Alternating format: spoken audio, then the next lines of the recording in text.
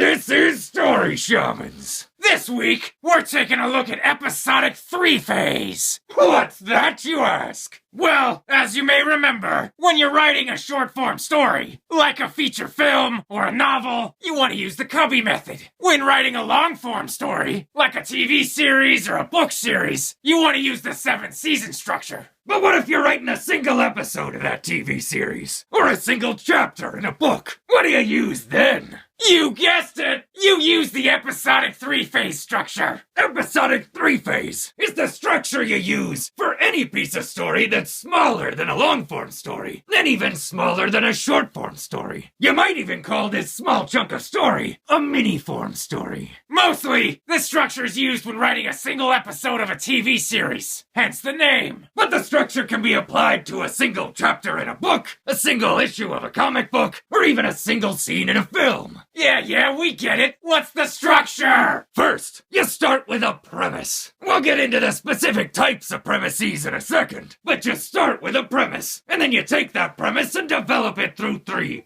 phases. What are they? First phase, exposition. Second phase, execution. Third phase, resolution. Exposition sets up the premise, establishing what it is, usually by way of some kind of catalyst. Then execution plays out this premise, usually by way of some form of specific methodology. And then resolution brings the premise to a close, usually by way of some kind of conclusion. That's the basic idea. You take a premise, an idea, and move it through these 3 phases. Exposition, execution, resolution. Catalyst, methodology, conclusion. Okay, so what kind of premise are we talking about? Give me something to work with! There are 5 main types of premises. There's a goal premise, there's a problem premise, there's a mystery premise, there's a dilemma premise, and a situation premise. And we'll be looking at all 5 and getting into their deets next week.